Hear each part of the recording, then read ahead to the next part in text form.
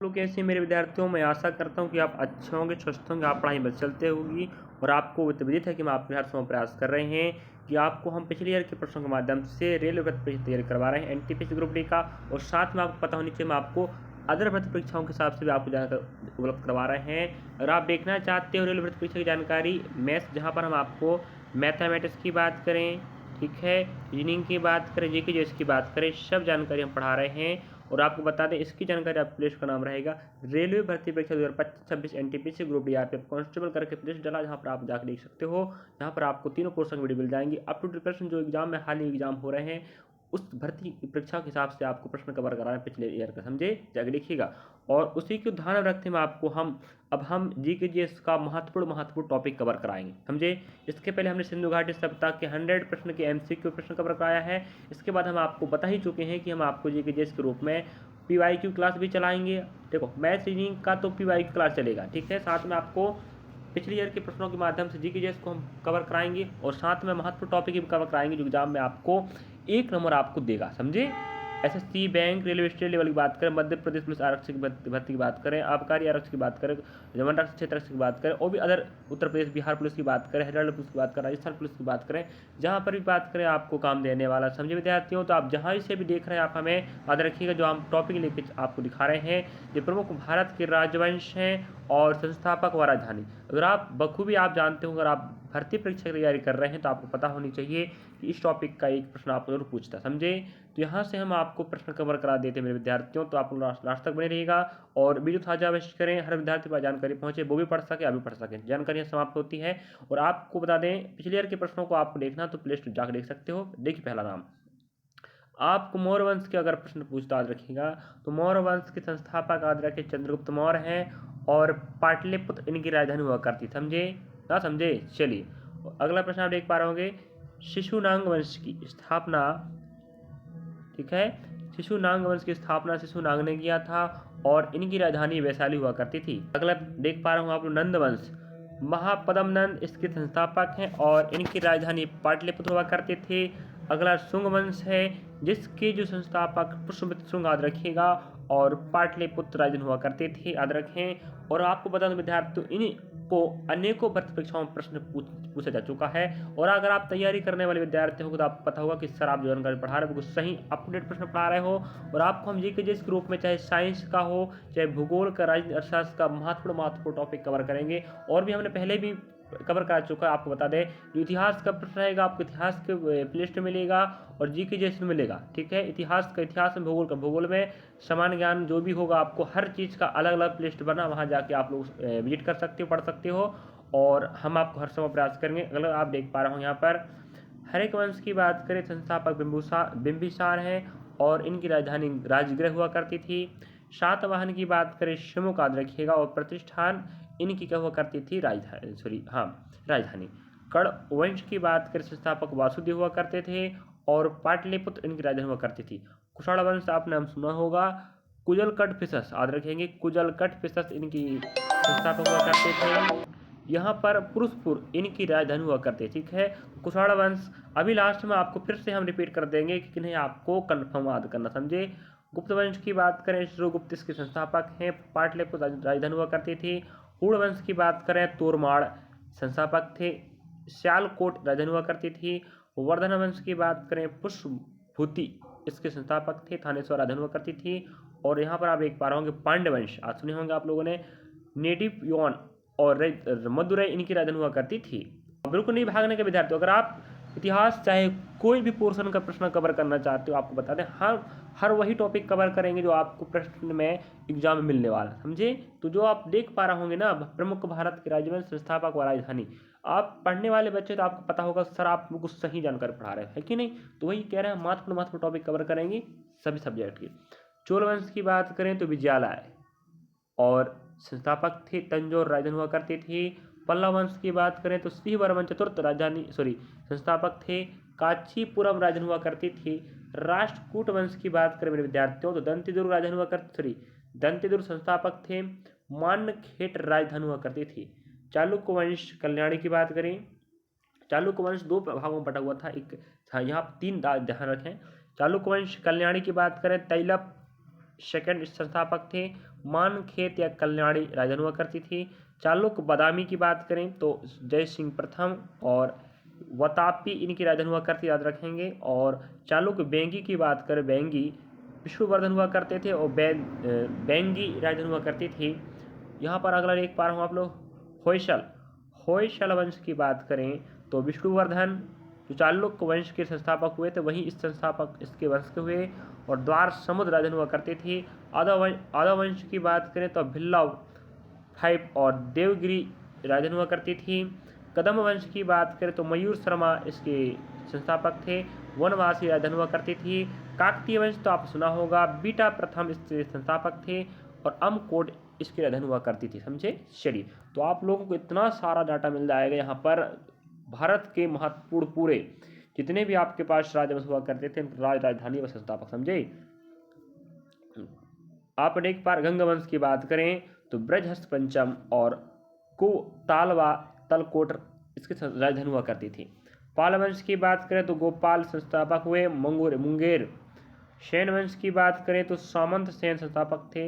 लखनौती राजधानी हुआ करती थी। वर्मन वंश की बात करें कामरूप, वर्मन वंश को कामरूप वंश भी कहा जाता है। पुष्प वर्मन याद रखेंगे और प्रयाग ज्योतिषपुर राजधानी हुआ करती थी। इस प्रकार से लास्ट में आपको फिर से हम रिपीट कर देंगे जो महत्वपूर्ण है। गुज्जर प्रतिहार नागभट्ट प्रथम संस्थापक और कन्नौज राजधानी हुआ करती थी। गढ़वाल वंश की बात करें चंद्रदेव संस्थापक हैं, कन्नौज राजधानी है। चौहान वंश की बात करें वासुदेव संस्थापक हैं और अजमेर राजधानी हुआ करती थी।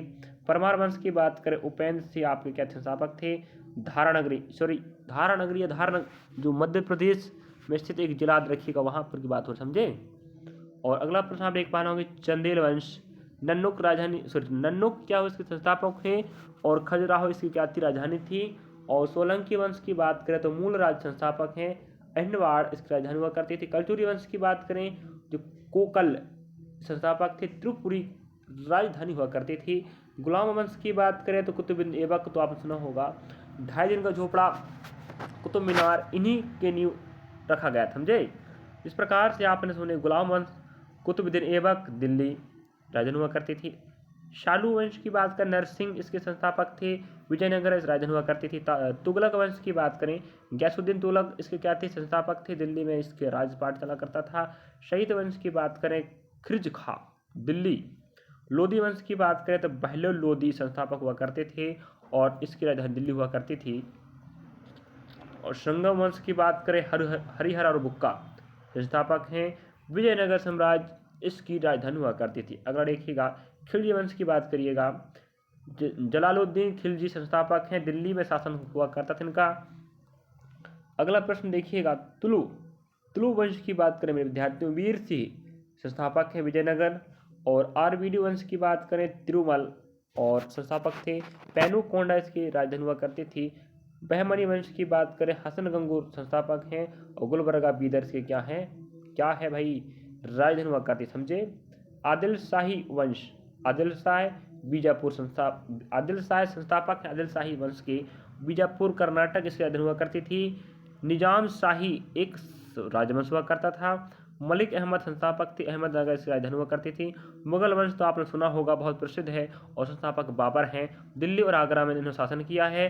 भोसले वंश की बात करें आप जानते होंगे, शिवाजी संस्थापक हैं और रायगढ़ जो आपके महाराष्ट्र पड़ता राजधानी हुआ करती थी। इस प्रकार से हमने आपको लगभग माना बहुत सारे कह सकते हो, लगभग आप 25-30 हमने भारत के प्रमुख राजवंशों का आपको दर्शन कराया है। और मैं आपको उम्मीद दिलाता हूँ विद्यार्थियों, हर भर्ती परीक्षा में आपको ऐसे प्रश्न मिलेगा, याद रखिएगा अगर आप इस टॉपिक को कवर कर लेते हो, समझे। प्रमुख राज व राजधानी व संस्थापक, मैं आपको गारंटी देता हूँ यहाँ से अगर कोई प्रश्न आएगा तो इससे बाहर कभी नहीं आएगा। इतने जानकारी आपको दिखा दिए, समझे। यह रहा आपका प्रमुख भारत के राजवंश और आपका संस्थापक व राजधानी, तीनों का प्रश्न अलग अलग बनता है। कौन से वंश की राजधानी क्या थी, यह स्थापना किसने किया था। चलिए अब हम आपको लेके चलते महत्वपूर्ण जिन्हें पूछा जा चुका है या पूछता रहेगा। मौर्य वंश आद कर लीजिएगा, शिशुनाग याद कर लीजिए, नंद वंश याद करें, शुंग वंश करें, हर्यक वंश करें, सातवाहन वंश करें, कर लीजिए, मतलब कर लीजिए, याद रखें। और यहाँ पर बात करें आपको, कुषाण पूछ चुका है, कड़े पूछ चुका, याद रखें। गुप्त पूछ चुका, हुड़ पूछ चुका है, ठीक है, याद रखिएगा। हम जो टिक लगवा रहे हैं आपको पढ़ना ही पड़ेगा। पांड्य वंश भी पूछ चुका, याद रखिएगा। निडियोन मदुरै। और अगला हम बात कर रहे हैं, यहाँ पर देख पा रहे हैं आप लोग, यहाँ देखिएगा चोल वंश भी याद कर लीजिएगा, पल्लव वंश से पूछा जा चुका है, राष्ट्रकूट वंश भी याद रखें, चालुक्य के तीनों याद कर लीजिए, मतलब कर लीजिएगा, संस्थापक व इसकी क्या। और साथ में आपको आधा वंश तो नहीं पूछा है, कदम वंश लिख लीजिएगा, काकतीय वंश, समझे। और आपको गंग वंश भी करना है क्योंकि यहाँ प्रश्न पूछा जा चुका भाई। और अगला बात करें पाल वंश, पाल वंश को कई बार पूछा जा चुका है, और यहाँ पर आप गुज्जर प्रतिहार वंश को पढ़ना पड़ेगा। बाकी आप पढ़ लीजिएगा सबको, लेकिन आपको महत्वपूर्ण प्रश्नों की बात कर रहे हैं। आपको परमार वंश पढ़ना, चंदेल वंश पढ़ना है, कलचुरी वंश पढ़ना है, याद रखिएगा। और आपको साथ में यहाँ पर हो गया, यहाँ पर देख पा रहे हो आप लोग, कलचुरी वंश हो गया यहाँ पर।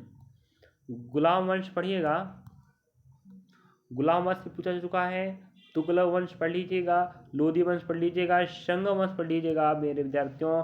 और उम्मीद करता हूँ अगर आप इतना पढ़ लेते हो ना, खिलजी वंश पढ़ लीजिएगा। फिर आपको बहमनी वंश पढ़ना है, ठीक है। इसके बाद आपको मुगल वंश और भोंसले वंश, इनको पढ़ना है। तो हमने इतने सारे राजवंशों की राजधानियाँ संस्थापक बताए, जिनमें से आपको हमने महत्वपूर्ण भी बता चुके हैं। पूरा तो आपको पढ़ना ही पढ़ना, समझ गए, लेकिन आपको महत्वपूर्ण भी पढ़ना है जो हम टिक्का लगवाया। 100% हम गारंटी से कहते हैं, अगर आप एग्जाम में इस टॉपिक से कोई प्रश्न आता है तो आप यहीं से प्रश्न पूछने वाला। चलिए मिलेंगे नेक्स्ट पार्ट में। वीडियो आपको अच्छा लगा तो लाइक करें, सब्सक्राइब करें, शेयर करें। विद्यार्थियों बड़ी मेहनत और समय देना पड़ता है वीडियो को बनाने में, डाटा को निकालने में और आपको पढ़ाने में, समझे। और आप जिस प्रकार की वीडियो, जिस टॉपिक का वीडियो चाहते हो आपको बता दें, हम आपको प्रयास करेंगे जानकारी देने का। और पहले बता चुका हूँ मैं, मैथ्स रीजनिंग का हम आपको पिछले ईयर के प्रश्न माध्यम तैयारी करवा रहे हैं एनटीपीसी ग्रुप डी के लिए।